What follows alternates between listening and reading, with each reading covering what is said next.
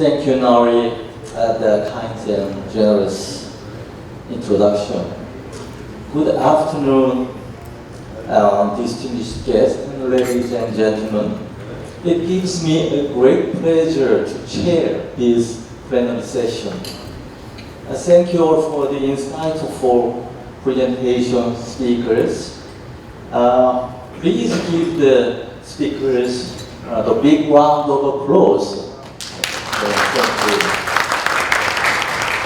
you. And in this plenary session of the Third Asian Forum, we have come together once more to discuss a new paradigm of R&D systems and to make the most out of the limited sources and maximize the impact of R&D on society. The entire paradigm of R&D needs to transform with the times.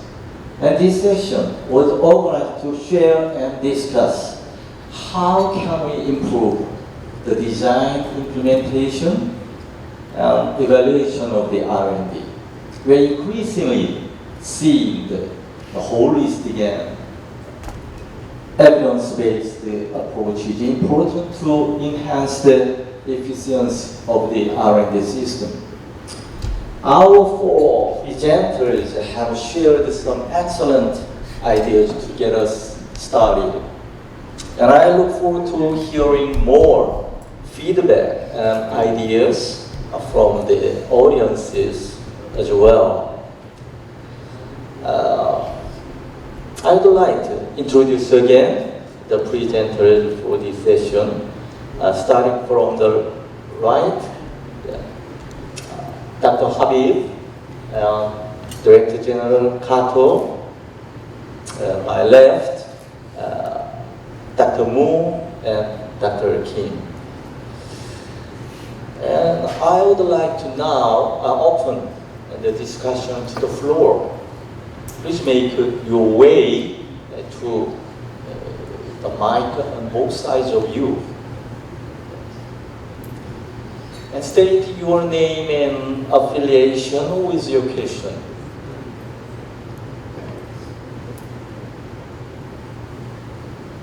I welcome everyone in the audience to join in the discussion. Okay.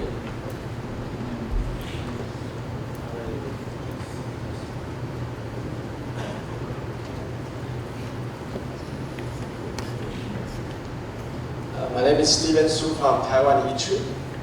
Again, thanks to all of your presentation and sharing. I really appreciate all the information that's given. I have a simple question for Dr. Kim from KISTEP. Regarding the measurements, just curious in terms of the heterogeneity that you have mentioned. Just curious, can you elaborate a little more in terms of whether it's already been implemented and any specific learning from doing like that type of measurement? The reason for my question is that we are thinking a lot on how to revamp our R&D measurement system in Taiwan, and talk about return on investment as usual measurement by the enterprises, the private sector. But in the government project, especially on the calendar frequency, it's a bit hard to do that. So just a couple questions in general for that. Thanks.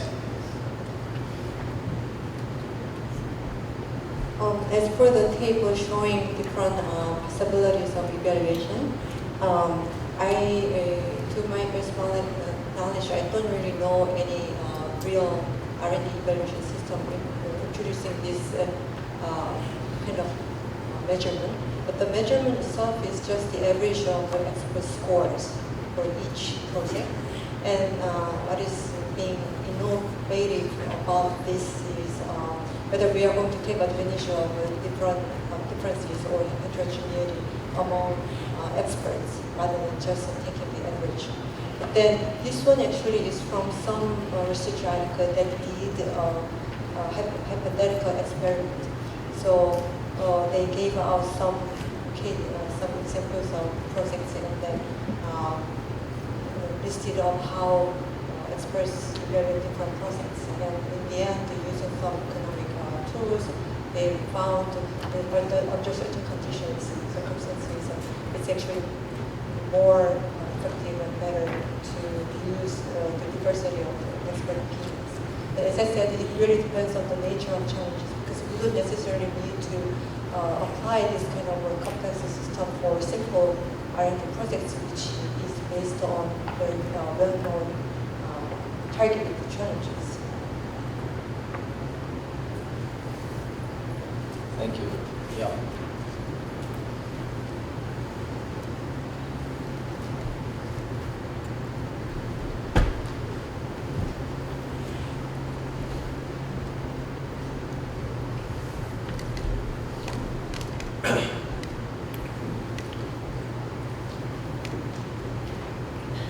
Mohsen Khan from the Science Foundation, Delhi.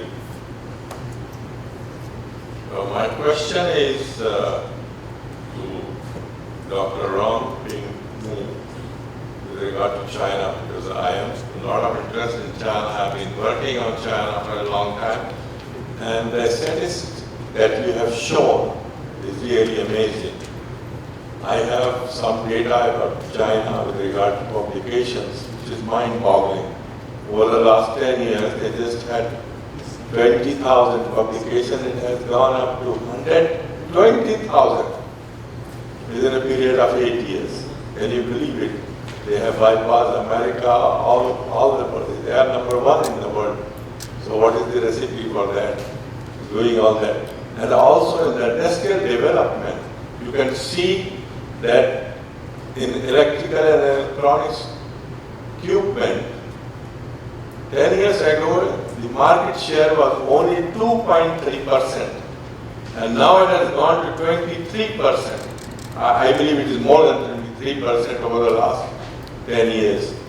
So again, which is amazing. One cannot believe it. So what is the recipe for that? You must be doing better than others. Second point that I hope you don't mind if I raise the second point also. That is with regard to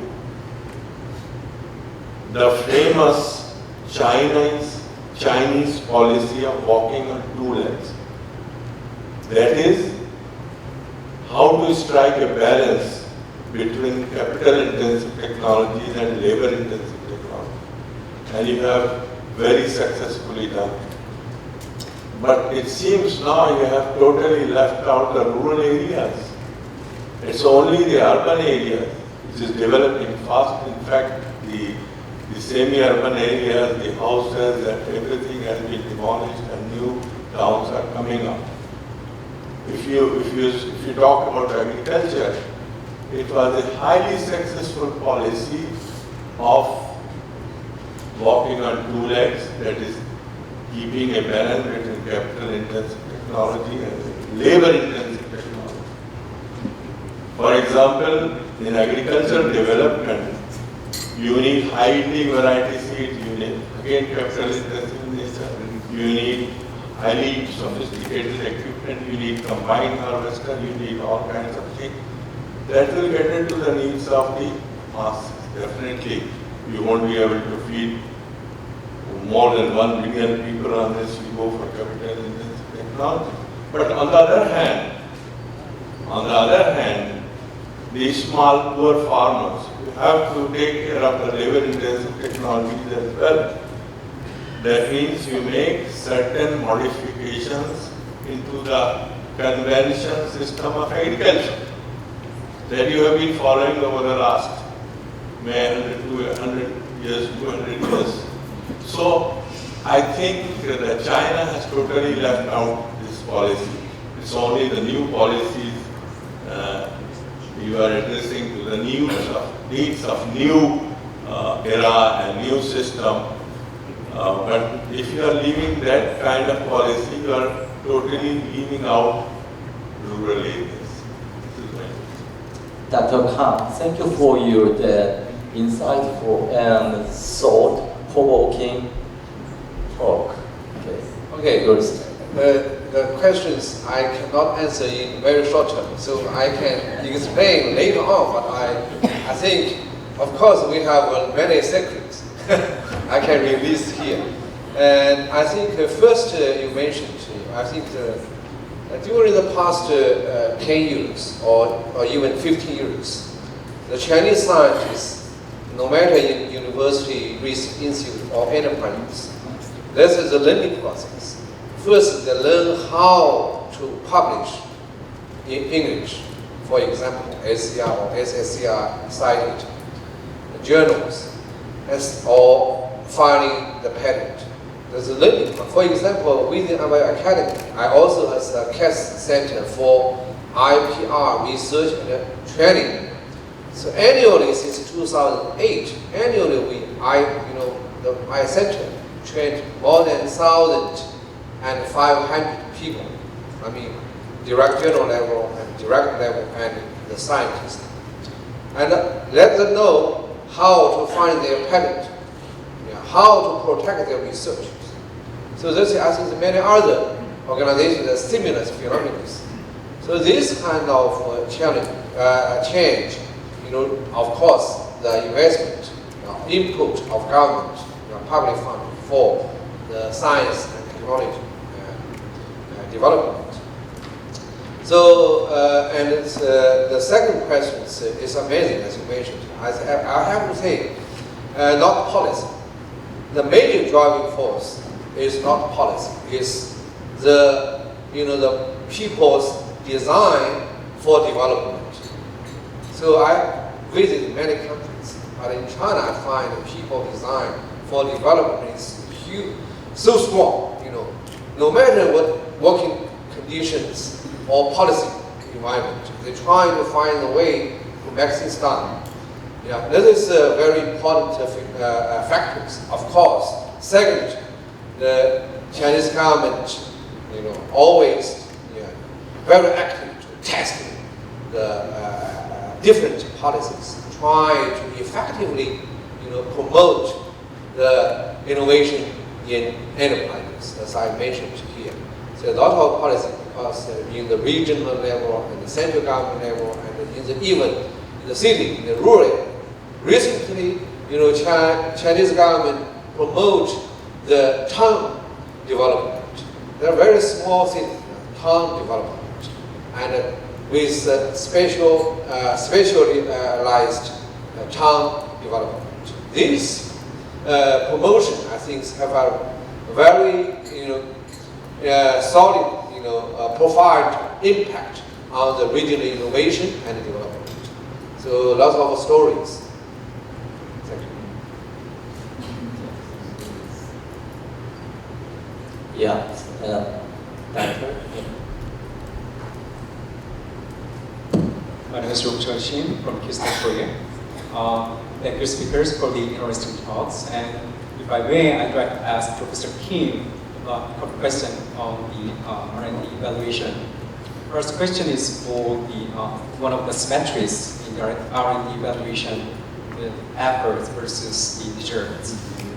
As you may know, the new South Korean government, their President Moon Jae-in promises in his presidency to change the focus of R&D evaluation from the performance to the research process. And assuming that you mean that the research process by the efforts, do you agree with this change? And just tell us, just make a comment on how you can assess such that efforts in the R&D activity in terms of methods. And the second question is for the innovating R&D evaluation. So I totally agree with updating the peer review, highlighting on the diverse opinions. And however, it is true that the pool of the peers to review in the country is quite narrow and limited, like other Asian countries. So in this sense, what do you think of the expanding the pool globally, saying that taking advantage of the international scholars. As for the first question, I don't have any answer for that because this is again a question of information asymmetry between research performers and research funders. The funders don't have all the information that the researchers have in the process of research. So always there is a risk of underestimating or overestimating research effort as well as performance. So my point was more or less a theoretical one, but when it comes to the actual implementation of this sort of effort-driven evaluation, my point is we at least should understand the problems of implementing this new system of research evaluation, because I have seen a tendency among policymakers and also evaluators that if we de-emphasize performance, we will get a better result in terms of evaluation, which again seems to be very naive thinking to me. So it's always dangerous also to just assume that it's going to get better if we reward effort, because also again effort is hard to monitor. So my point is just about the theoretical difficulty rather than actual implementation. But I hope soon we will be able to develop more interesting, effective systems of evaluation, really taking into account the level of effort. But the second question about expanding research pool and evaluator pools, I guess some years ago the National Research Foundation, when it was selecting world-class universities, they introduced this international peer review process. I also participated in that process, and it seems when we invite national experts, then given the nature of our evaluation system, which seems to be very speedy and really likely to get the result promptly just after the evaluation, the challenge is how we can really give enough time to international evaluators, because as you know, the speed of life is very different in Korea versus in the US. So the question is how we can accommodate this international peer review process within our very tight schedule. So either one has to be sacrificed or taken into account. One, either we just slow down the review process so that we just wait until the real good review arrives, or we just find international reviewers who look like us so that they can give prompt responses, which may not be necessarily good. So I think in the long run we have to go in that direction. Clearly I agree, but in terms of the implementation, we anyway have to overcome the current sort of practices, kind of short-term risk. In my opinion, Dr. Shin's questions are the common issues or problems to Korea as well as Asian countries. And any other comments or questions?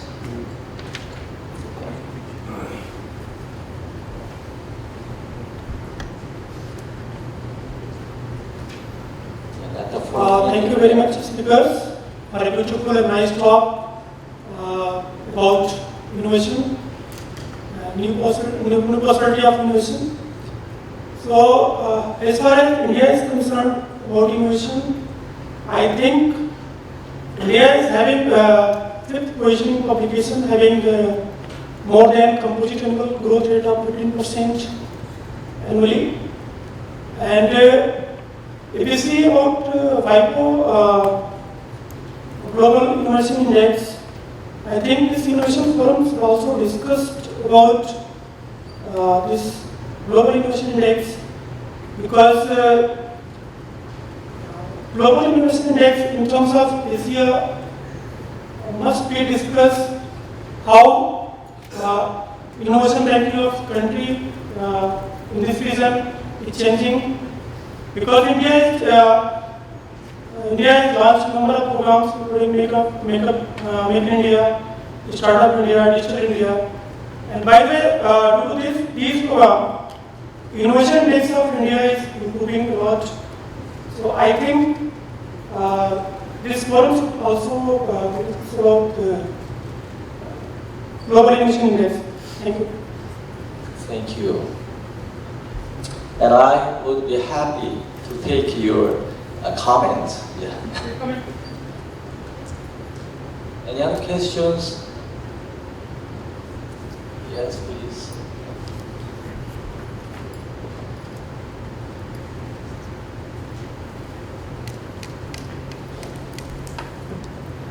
I'm Susanna from Malaysia, the School of Science, Technology, and Innovation. I have two questions. One, a very simple question to Mr. President.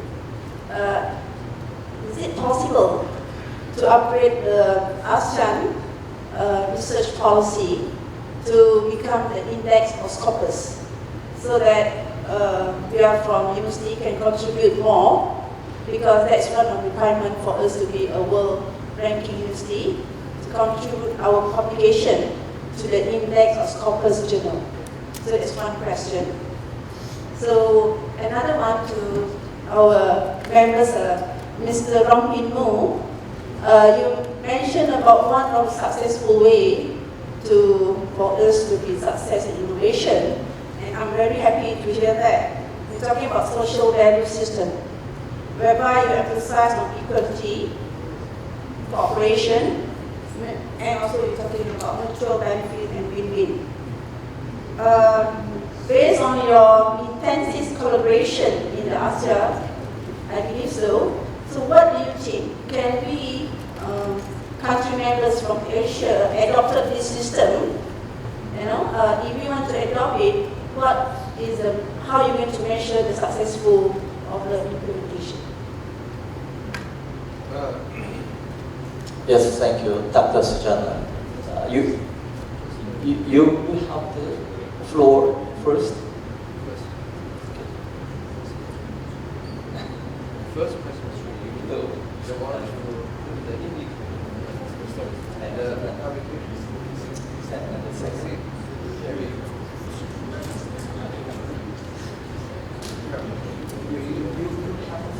Okay, I don't know how to answer your questions. Anyway, I think based on my observation in China, before us less developed or developing countries, the Chinese government invests not so much. So internationally, to say cooperation with other countries, they focus on the funding, not issues. If you provide the funding, I will go with you. That is typical developing countries currently. But later on, we find we have a very successful experience, cooperation with the Max Planck societies. So in the 1970s, Max Planck scientists and the scientists within our Chinese academy, the gap is obvious. But there are lots of cooperations, not just from science cooperation, not focused on the issue in Germany, but also other frontier of each research fields. So after 20 years of cooperations, now the cooperation between the Chinese Academy and the Max Planck, becomes a model for the cooperations. There is, as I said, equalities, and in a long run, it's a win-win. In a long run, of course, because at first you're learning, and the others get more people involved in the project. That is in science, in technology, maybe different, but the philosophy is the same. As I said, this is a social value system transformation. It's a philosophy change. So not just focus on the funding, but also for the research activities, for the long-term, the cooperation partnership, as I said. Thank you. Okay. Would you introduce the announcer at this your first time? Okay. Yeah. Okay.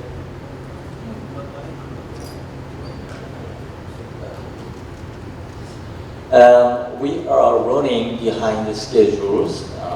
5 minutes. Yes. I can end this plenary session. This brings us to the end of our plenary session. I hope you found the various discussion meaningful, and it has given you the clear idea of the shape R&D systems of the future. Let us give another round of applause to our wonderful speakers. Would you? Yeah, good. And thank you for all your participation. Okay, thanks. Thank you all the speakers and President Lee. So this is the end of the plenary session. So may I please ask the speakers to go back to your seats.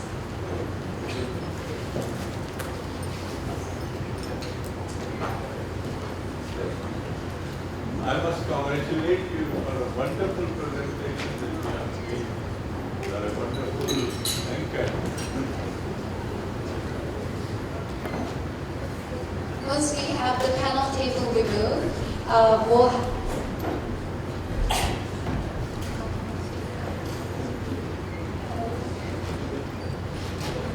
now President Lim will give us the closing remarks. May I please invite President Lim to the podium and he will give a brief closing remarks.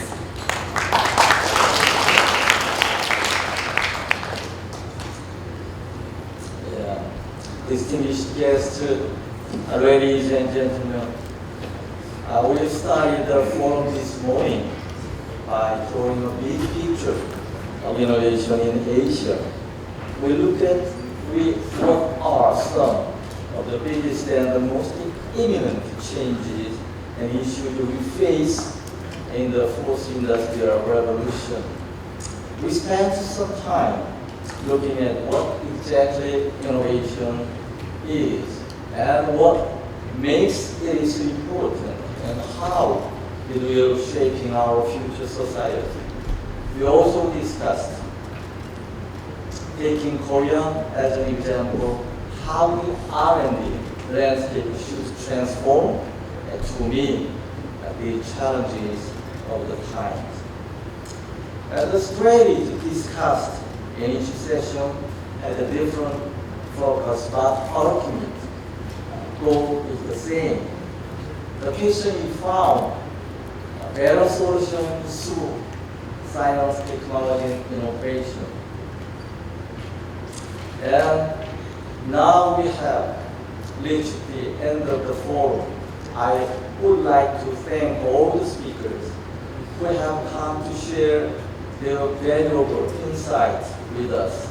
I would also like to thank our partners, ECHO, Science Foundation, and STPI, and our staff at KISTEP for all their work in organizing this forum. Thank you everyone for your contribution to the forum and joining us till the end. I hope that you are enjoying perspectives from government, academia, and industry as much as I have. We hope this exciting dialogue continues and look forward to seeing you next year. Thank you for your attention and participation. Thank you.